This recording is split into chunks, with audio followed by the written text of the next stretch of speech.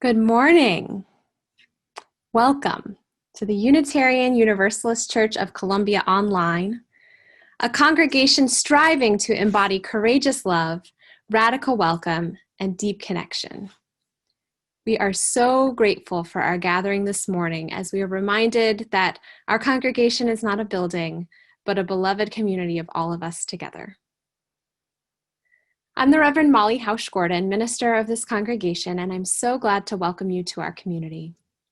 Although we miss gathering in person on Sundays, our online services have given us an opportunity to connect with many people we might not have met otherwise. And we welcome in particular our guests from the Jefferson City Unitarian Universalist Fellowship, as well as all of you who might be visiting from Missouri or beyond. We're so glad you're with us. A few comments about protocol for today's online worship. We are in Zoom and we usually stream live to Facebook, but that's not working today. So we're just together here on Zoom. We'll be posting our service later to our Facebook page. We are in Zoom webinar mode, so we can't hear or see you. So feel free to eat your breakfast in your PJs and don't worry about whatever noise might be happening around you in your home. You will be able to say hello and interact with the service through the chat feature. Make sure you select panelists and attendees, or everyone, so that we can all see your comments. This will be particularly useful during our time of sharing joys and sorrows, and a later time of sharing after the sermon. If this is your first time worshiping with us, we'd like to invite you to fill out a digital visitor's card at the link provided in the chat, so you can let us know a little bit about you, and we can keep you posted about what we're up to. I'd like to thank the folks who make our online worship possible. Today, particularly thank you to our tech hosts, April Rodiguero and Holly Daly, to Sam Otten and family for the special prelude, and to our religious educator, Jamila Batchelder, music director, Jeremy Wagner, and pianist, Hans Harith. I now invite you to relax and enjoy our special prelude from the Otten family.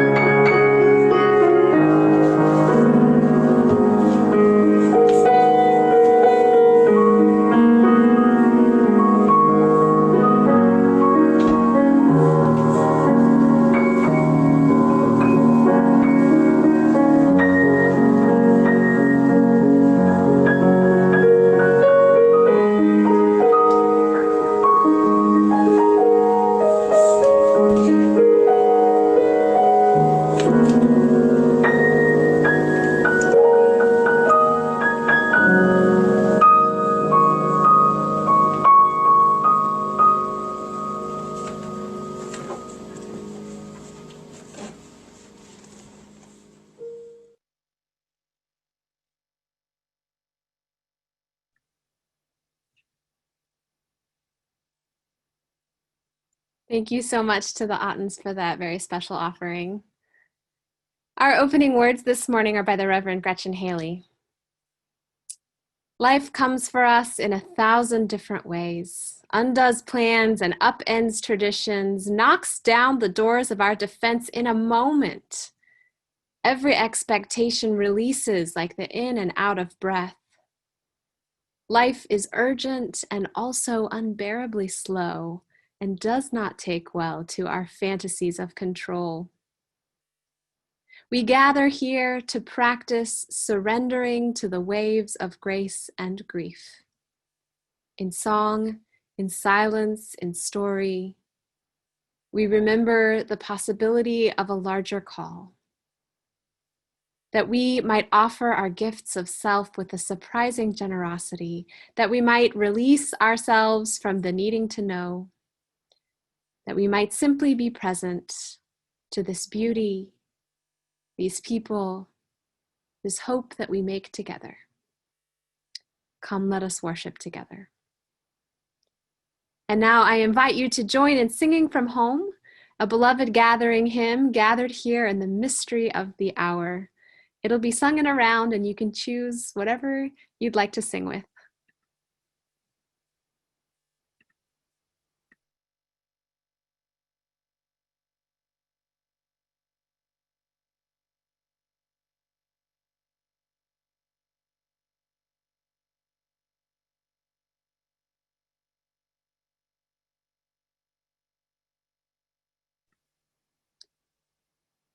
My apologies that I have clearly put the slides in the wrong order.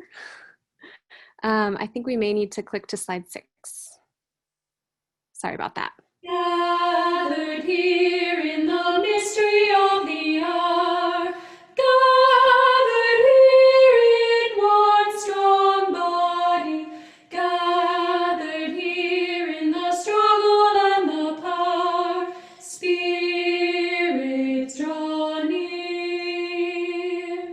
Gathered here in the mystery of the hour, gathered here in one strong body, gathered here in the mystery of the hour, gathered here in the mystery of the body, gathered here in the struggles and the body, gathered here in the struggle of the heart, gathered here in the mystery of the heart, gathered here in the mystery of the body, gathered here in the struggles and the body, gathered here in the struggle of the heart, Spirit, draw near.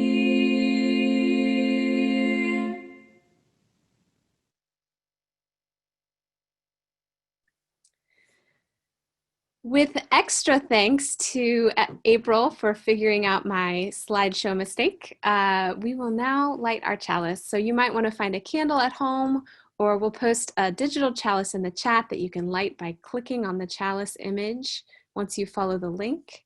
And we'll join together in lighting our chalices, the symbol of our faith, at home or digitally, as we join in lifting our voices across our city, country, and world to share our weekly words of affirmation. Love is the spirit of this church, and service is its law. This is our great covenant, to dwell together in peace, to seek the truth in love, and to help one another.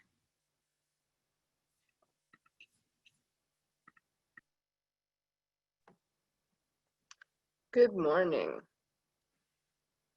So, for those of you who are parents or students or teachers or anyone who has tried to log on to Schoology this week, it's been a little bit of a stressful week, and we've made it to the end.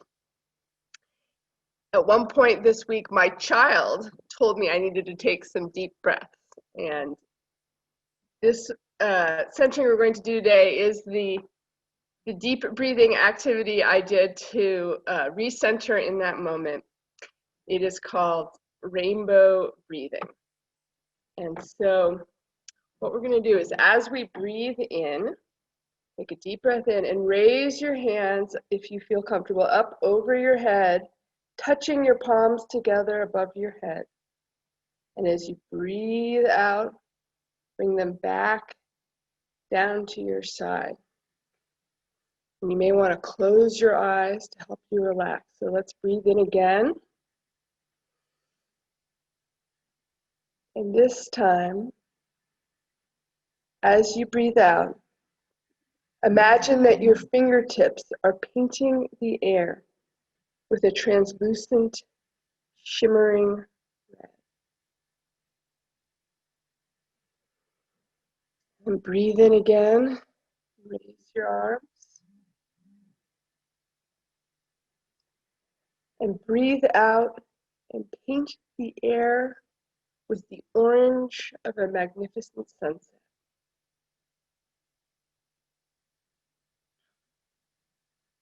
Breathe in again and raise your arms.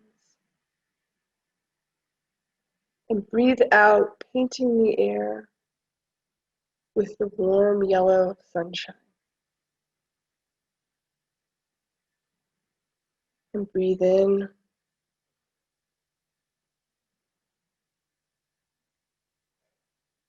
And then as you breathe out, paint the air with the glowing green of a leafy canopy on a summer's day.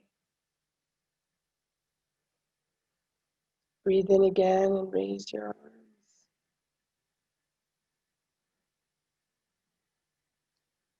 Breathe out and paint the air with the crystalline blue of a tropical ocean. Breathe in again. And breathe out, painting the air with the serene indigo of twilight. And breathe in.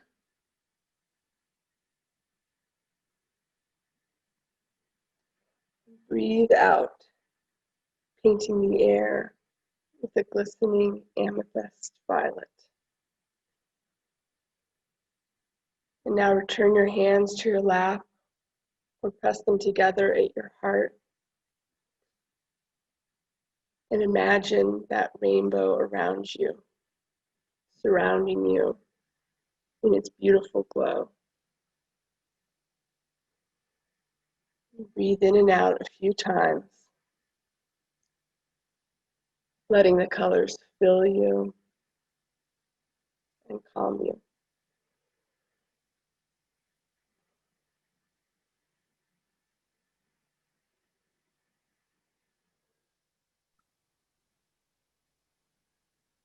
And when you're ready, open your eyes and return to this present moment.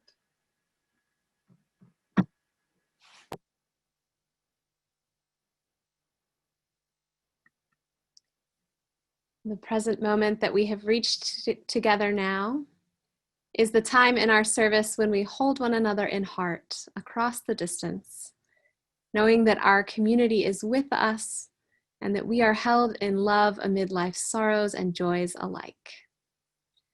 I will begin by sharing the joys and sorrows submitted at our website and a couple of prayers for our world, and then I will invite those gathered to share your joys and sorrows in the chat. So first, let us join our hearts with Todd Iveson, who shares concern that Candy suffered a head injury last Monday.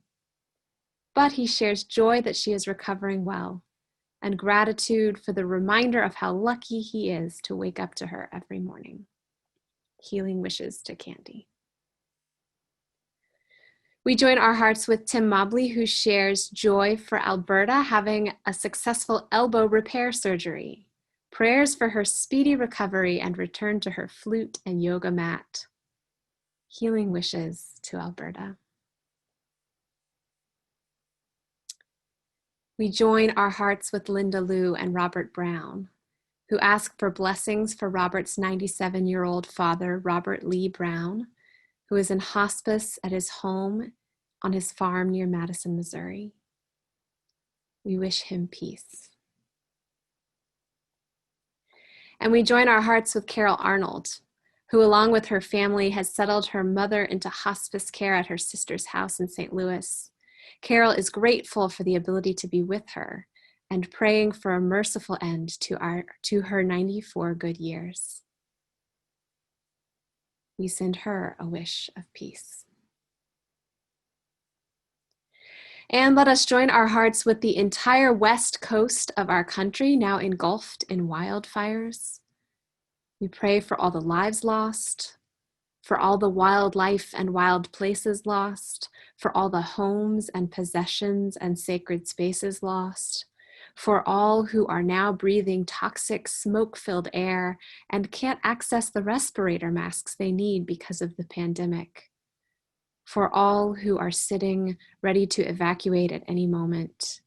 We join our hearts in compassionate prayer and a deep wish for quenching rain. I now invite your joys and sorrows in the chat. I will read as many as I am able. Let us join in healing wishes for Jeff Ordway, recovering from a long and painful oral surgery. And we join in giving gratitude for good painkillers. We join our hearts with Megan, who shares joy for a fun and joyful celebration yesterday for she and Lance before they get married in 1 week.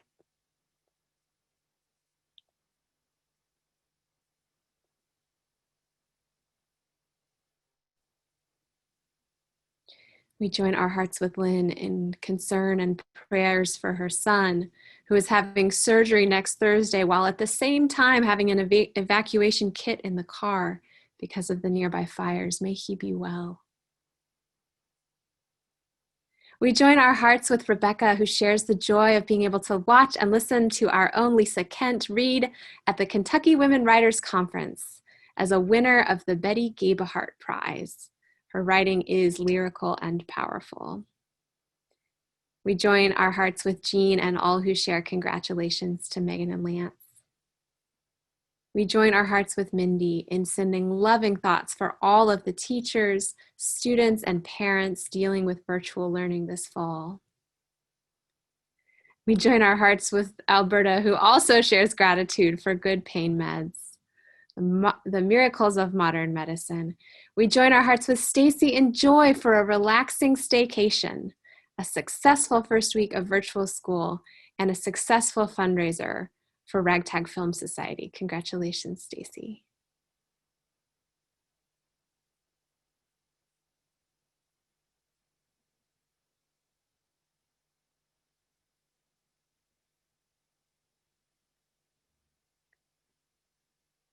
These things and so many more joys and sorrows that are not shared aloud or in type, but that are held tenderly in our hearts, let us share together as we hold one another in the spirit of prayer with these words from the Reverend Lynn Cox.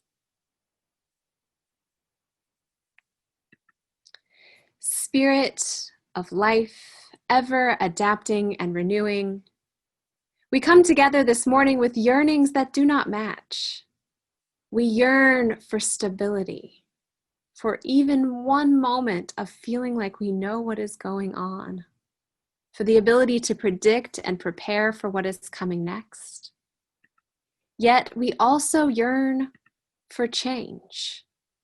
We ache for a world that turns aside from racism and violence, dehumanization, and disregard for suffering. We pray for a change in the illness, grief, isolation, incarceration, and vulnerability of our loved ones. We reach for connections that will remind us that we are worthy as we are, and we reach for connections that will help us to become our best selves. Love, hold us in the heart of both and. Cradle us in the mystery. Cherish us in the eternal presence of love and encourage us on the path of growth and development. As individuals and as a people, help us to become who we are called to be.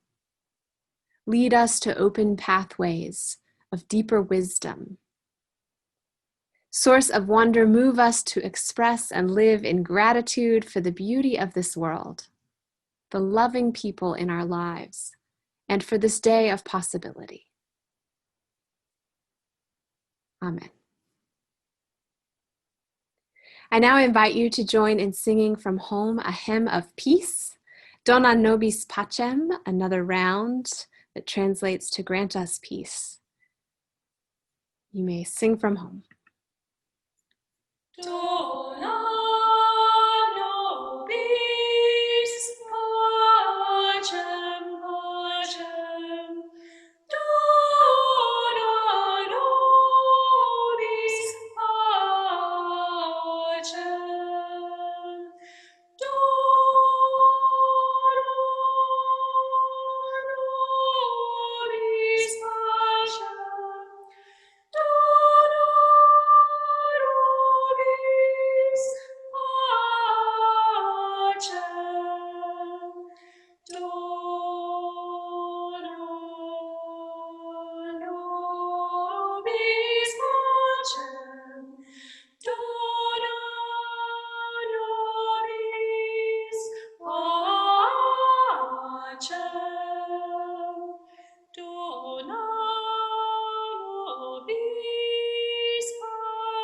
pacem, pacem. Dona nobis pacem. Dona nobis pacem, pacem. Dona nobis pacem. Dona nobis pacem, pacem. Dona nobis pacem. Dona nobis pacem, pacem.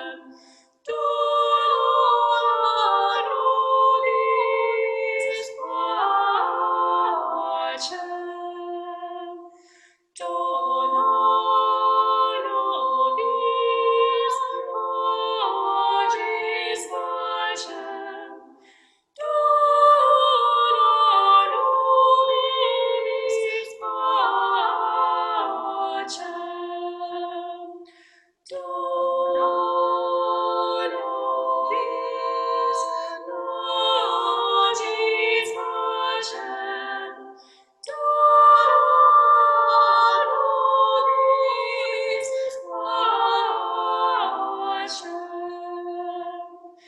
Dona nobis pacem, pacem.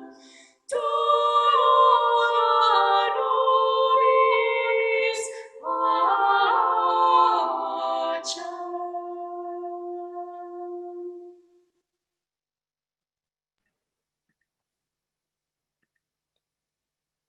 Our reading this morning is an imaginative recasting of the 23rd Psalm in the language of love. It was written by the Reverend Kevin Tarsa as a prayer of comfort for the 2017 memorial of Jim Key, a beloved leader in our wider UU community. We've edited it into a video with images of peace, and we invite you to hear these words of comfort. May I remember in this tender moment that love is my guide always, shepherding me toward ways of openness and compassion. I have what I need, really, with love at my side, above me, below me, in front of me, behind me, inside every cell of me, love infused everywhere. Just when the weight of the world I inhabit threatens to drop me in place and press my hope down into the ground beneath me, love invites me to rest for a gentle while and leads the center of my soul to the quiet, still, restoring waters nearby that somehow I had not noticed. And so love quietly sets me once again on its tender and demanding path. Even when the walls close around me and the cries of death echo through untold corners, ripping my heart with fear and sadness, I know that all will be well, that I will be well when love whispers near to me, glints at the corner of my eye, rests with gentle and persistent invitation upon my shoulders. Yes, love blesses me, even as the sources and symbols of my pain look on. Love blesses me from its infinite well, and I turn and notice that goodness and kindness and grace follow me everywhere I go. I live in a house of love, love that will not let me go. I live in a house of love and always will.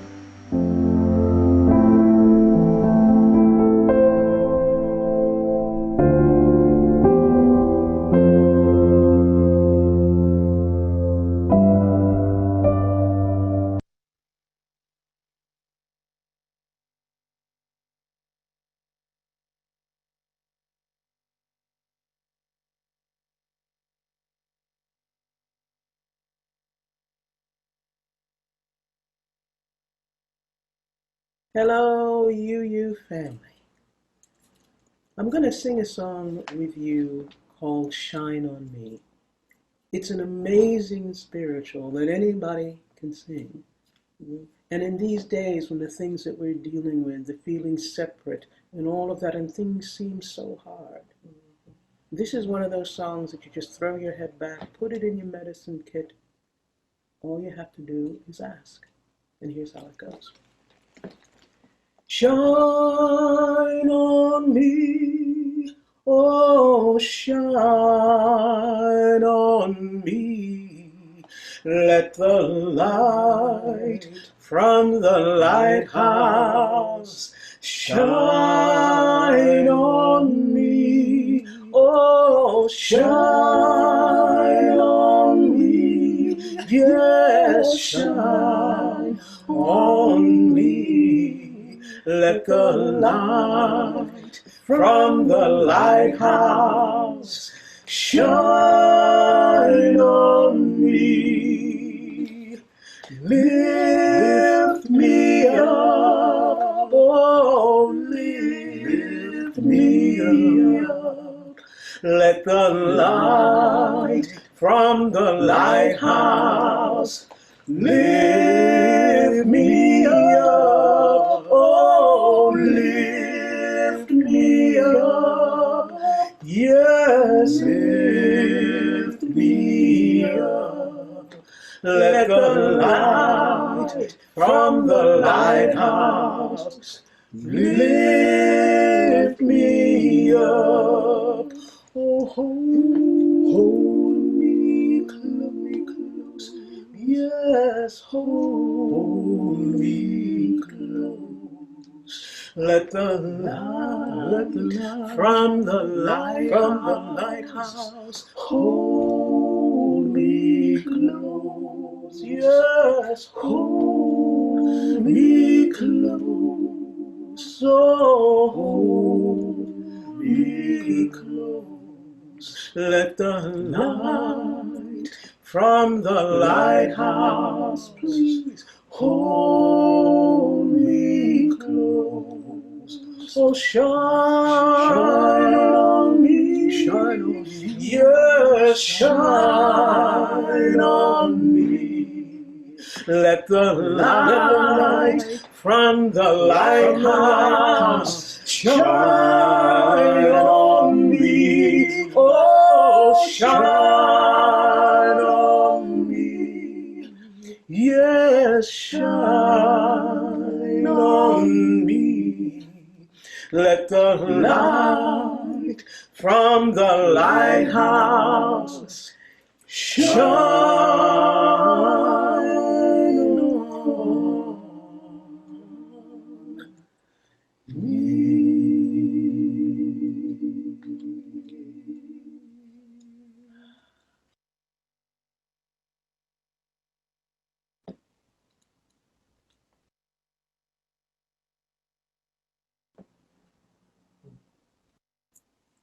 all you have to do is just ask. The light is always there. Always. Always. Oh, yeah.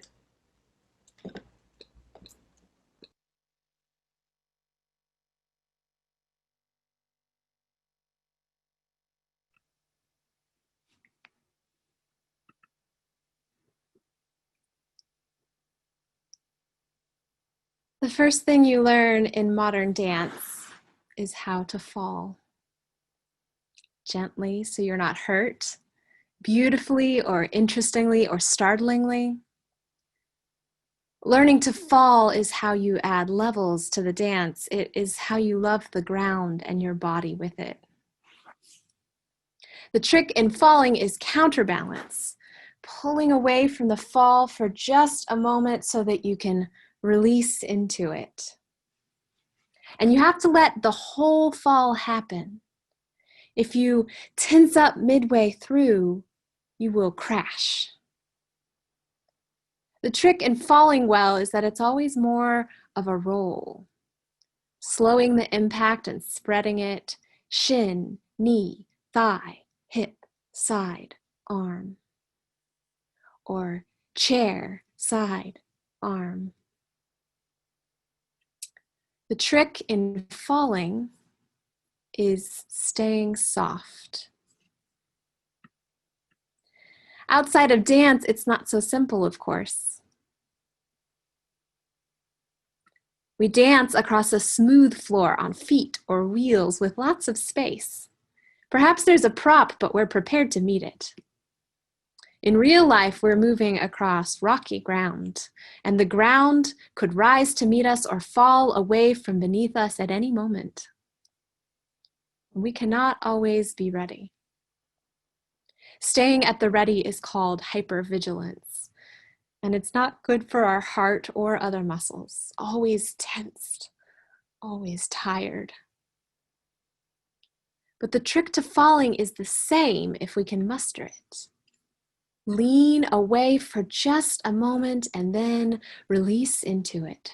Let the whole thing happen. Slow the impact and spread it. Stay soft. Stay soft. Stay soft. Dear ones, we are leading very tenuous lives. The fires and floodwaters could arrive at our door at any moment, and we will need to be prepared to flee. The virus could enter our homes and our bodies, and some will not survive. That any of us are here at all is such a mystery. That we continue through the terror of it is astonishing. And that we can sometimes stay soft through it all is a necessary miracle. Notice I didn't say that we are living in tenuous times. We are living tenuous lives. The uncertainty is heightened now and impossible to ignore, but it has always been with us. Our lives are always a contingent miracle. Some of you have had to flee before. Some of you have barely survived. Some of you have seen the life you were building crumble down around you. Some of you have had the ground fall away from beneath you before. And even those whose lives have proceeded loosely according to plan are always underneath it all, at the mercy of a steady stream of change, a wild and fickle and mysterious universe unfolding around us and within us and through us, carrying us along over shifting ground. Of course, in this time of rising fascism and unhindered spreading pandemic, our experience of life's fragility is a bit more intense, piled on top of whatever we were already facing. The uncertainty of this moment is extra profound, unavoidable, and nearly universal, ranging from mundane to existential uncertainty. Will I be able to work at my job next week, or will I be teaching second grade math? Will I have a job next week? Will I be able to see my grandchildren this year? Next year? Ever? Will I get sick if I go inside for groceries? Will I die if I get sick? Although we might not have thought it possible as Unitarian Universalists, it turns out there is such a thing as too many unanswered questions. Too many.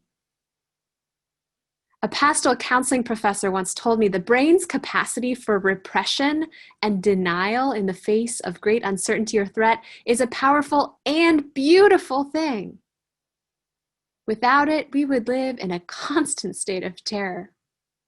And of course, she acknowledged many of us do to some extent, those helpful chemical switches stuck in the wrong position.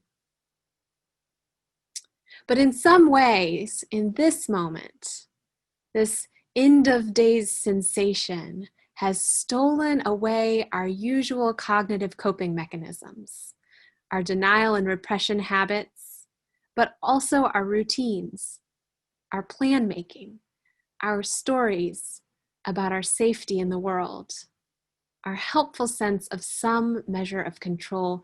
Those are mostly taken from us right now, aren't they?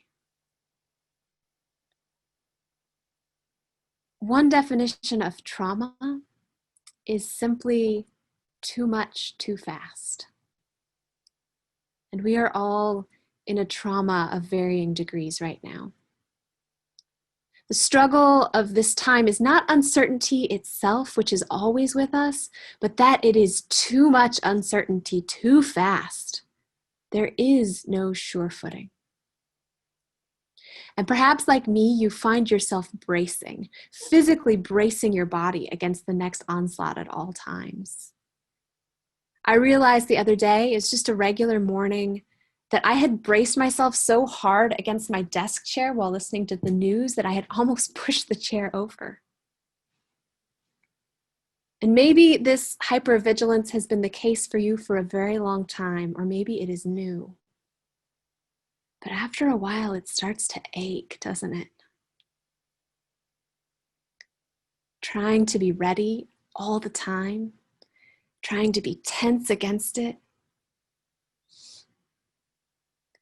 And I humbly wonder with you, does it work? Or do you find, as in falling, that it is actually the tensing itself that brings on the crash? Life has given us this terrible, no good, very bad masterclass in loosening our grip, admitting our helplessness, relinquishing our illusions of control, and I think it's going to go better for us if we can be soft. Now, I want to be clear that some of the ways we clinch and tense are instinctual and muscular, and it's not our fault if we find it a little bit freaking hard to relax right now. But I'm here to suggest that our spiritual challenge in this moment is not to figure it out or get it under control. Our challenge is to bend and flex and open. This morning, if you have begun to get comfortable in that bracing position, or maybe to not even notice that you're doing it, I'm just here to whisper, soften. Drop your shoulders from your ears. Unclench your jaw. And while I'm whispering, I have some good news. Since we can't actually put the entire world on muscle relaxers for the duration of this challenge, there are some powerful spiritual and embodied tools at our disposal for staying soft on shifting ground. And I'm going to get to those tools in a minute. But I want to loop back to the why for just a moment. I want to recall that grappling with the spiritual truth of our helplessness in front of the shifting ground of this life, that's the work. It's the work for our survival intact in a very personal and embodied way. And it's the collective work of our survival in the face of rising fascism and sliding climate crisis. When we cannot be with our unknowing, all the ways that we grasp to bring the world into control and predictability and safety cause so much harm. We see this in the slide to fascism that we probably could have predicted, that some speculative writers did predict when they began to notice the many chaotic effects of the climate crisis. People grasping for certainty in challenging times can be tempted to give away too much power into greedy hands, as long as those greedy hands promise safety and order. Authoritarian leaders thrive on our desire to have some kind of certainty on our lives. They are happy to give us that certainty at a terrible cost. And beyond high-level leadership, we know that if left unaddressed, the unfolding trauma of this time can steal away all of our spaciousness, all of our capacity for complex thinking, leaving us powerfully stuck in binary categories: us, them, good, bad, hero, villain. Sinking back into the truth, which is that our lives are very complex. Seeing one another again as neighbors, that requires us to accept uncertainty and risk. And accepting uncertainty and risk requires us to build up our tools for softness that might not be our first response, but that can be the place we learn to go. Most recently, I've watched some of these categories and scapegoating fall into place in all of the blame and shame and interpersonal tensions around COVID-19. During contagion, it is very tempting to assure ourselves that if we can behave just right, if we can be one of the good ones, then we won't get it and we will be safe. But that's just not true.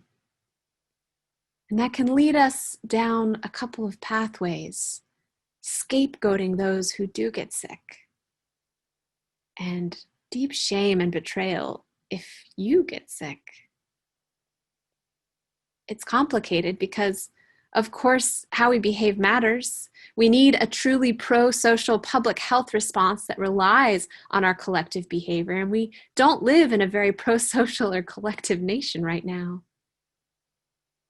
But the whole situation is made worse by the way we've been trained to slip into personal responsibility, blaming those doing the best they can with the information they have when they don't get it right.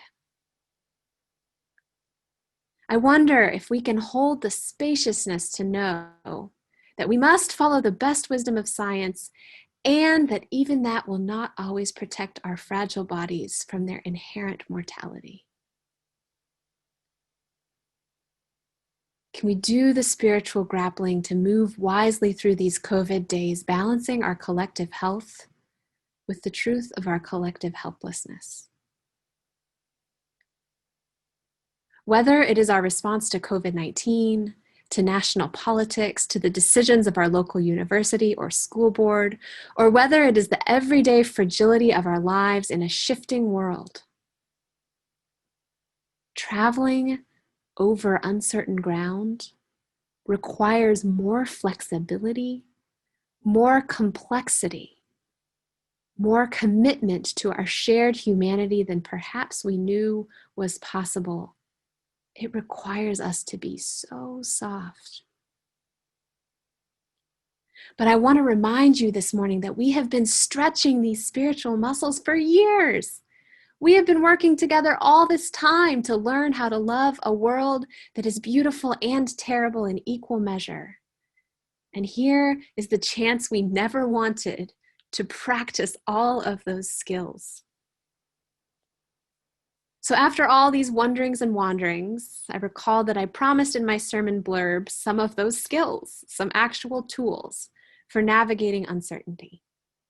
So here's a list of a few that I have been using. I have framed them helpfully as commands, because maybe it feels good to be bossed around when we're feeling overwhelmed. But really, they're simply reminders of what your body already knows, of what the ancestors of our traditions have taught across generations, and of what, to some extent, we have already been practicing together. So 1, quadruple down on your spiritual practices. The things that keep you tethered to the earth even as it shifts, the things that keep you living the life you are living in this moment, not some other life or moment. Things that allow your spirit to settle from the flurry and sink back into your body. And I just want to remind you that your spiritual practice doesn't have to be a lofty hour of meditation. It can be wherever you find yourself most fully present to your day. It can be anything done mindfully. A walk with the dog will do, just a moment to read a poem, nursing the baby, cooking a meal. Quadruple down on those spiritual practices. Number 2, put something pleasurable on your calendar that will be reliable no matter what is unfolding around you. Make a date and keep it. On Friday, I'm going to make chocolate mousse. On Tuesday, I'm going to call my best friend. On September 23rd, a new movie about Sherlock Holmes' younger sister drops on Netflix, and I will watch it with hot milky tea and scones in hand. Make a date and keep it. 3, find something to give thanks for every day, not as a tool of spiritual bypass, demanding that you somehow reframe or breeze by your suffering, but as a reminder that the world is beautiful and terrible, and we can't forget about the beauty if we want to survive the terror. Here's a quick tool for recognizing and avoiding spiritual bypass. If you find yourself following your suffering with but, or at least, or I should be glad for, stop that and try again. There is no but, or at least, or should about your suffering. It is a truth in and of itself. Real gratitude in hard times looks something like a deep and. I am in terrible pain, and I am being held tenderly. This loss is shattering, and my community is showing up for me. That grateful and is the best theology there is in the face of suffering. 4, when you are surrounded by way too many questions and options, drill down to the smallest piece. Just do the next right thing. And then the next, and then the next. Suddenly, you'll be somewhere different than where you started, and there will be a whole new set of options before you.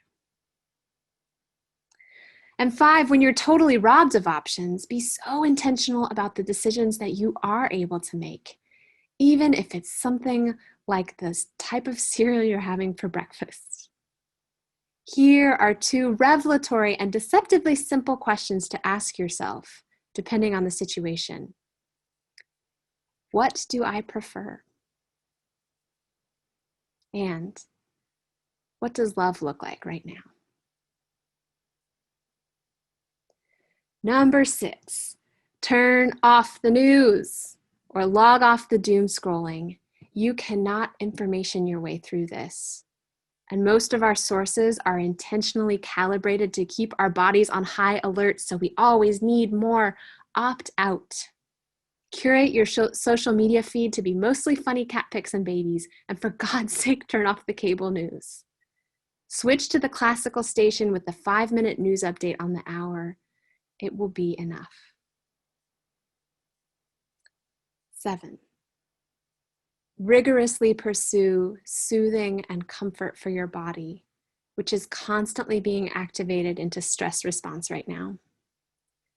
Start by noticing several times a day that you have a body. What's going on below your neck? Continue by asking yourself how you can be 5% more comfortable. Try it right now. Maybe you need a cushion. Maybe you need a heavy blanket. Maybe you need to move. Maybe you need to drink some water. You probably need to drink some water. And finally, for now, remember that you're not alone. Reach out to the people who can support you and rely on them. Reach out to your church if nothing else. Minister at uucomo.org. Ask for what you need and be reliable to your people in return. Stay soft, my dear ones, and we will make it through this stumbling time. But I know that those are not the only tools and that those are not the only skills. And so I'm going to invite you into about a minute and a half of sharing in the chat your own wisdom. How do you move through uncertain times? What practices keep you going? What are your tools? I'd like to invite you to keep your wisdom to a single phrase or sentence because I want to turn it into a collaborative poem to share with you next week. So we're going to look at a beautiful picture and listen to a minute and a half of Hans's beautiful playing and share in the chat. What are your skills? What are your tools that are getting you through?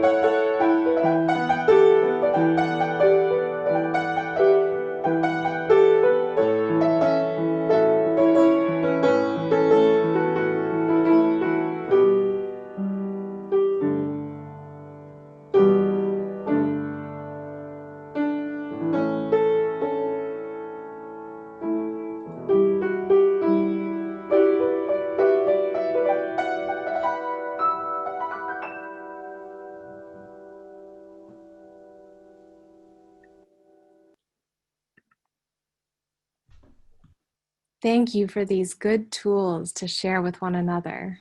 Perhaps you'd like to try someone else's trick this week. I'm going to invite you now into another time of song at home. Our final hymn is the African American spiritual, There Is More Love Somewhere. Rocky and shifting though the path may be, it has been just as hard and even more so for many across centuries.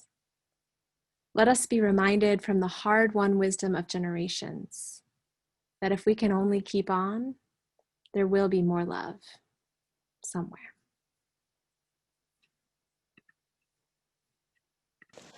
There is more love somewhere. There is more love somewhere.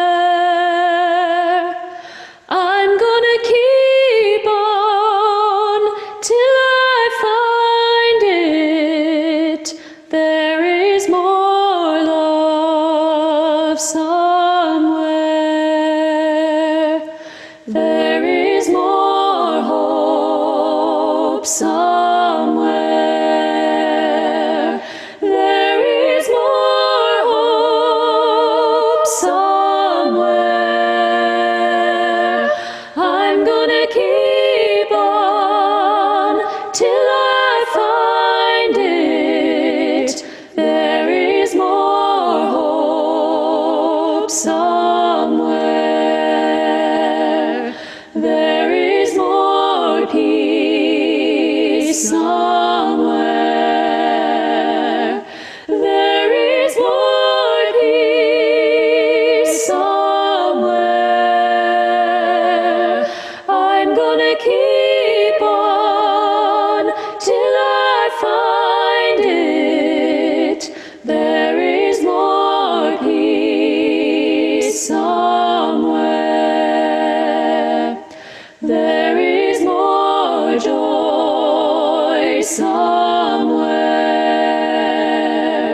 There is more joy somewhere. I'm gonna keep on till I find it. There is more joy somewhere.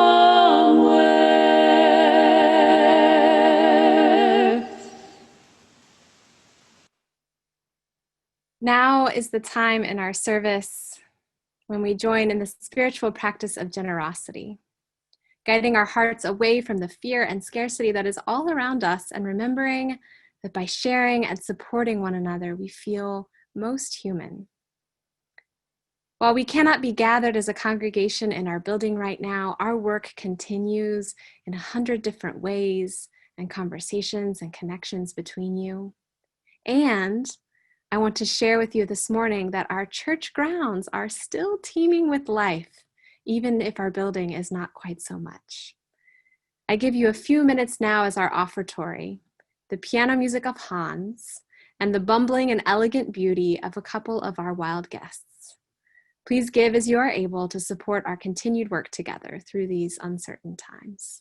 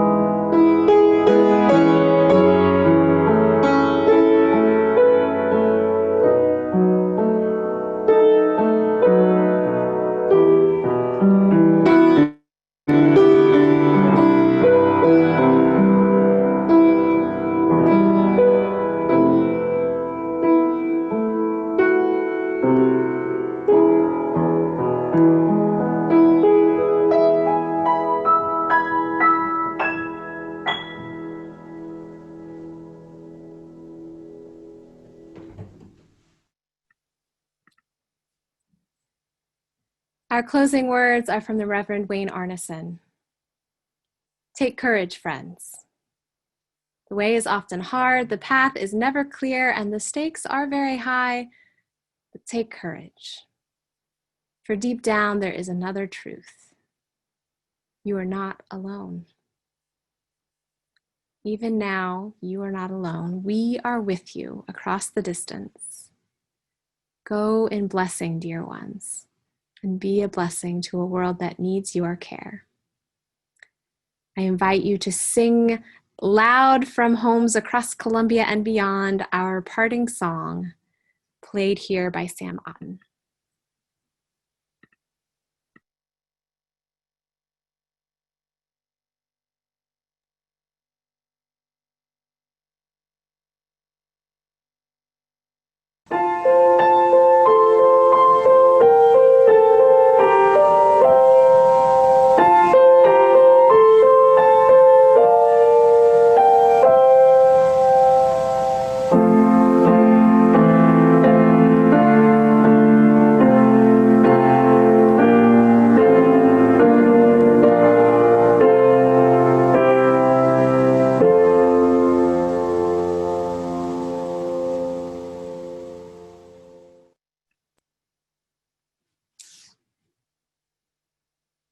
Thank you for joining us this morning. I wish you a softening week, and now is your chance to see one another at coffee hour. You can just type in the meeting ID that's there on the slide, or you can click the link in the chat to join us for coffee hour, where we will have a good 20 minutes in small groups to chat and check in and keep up with one another.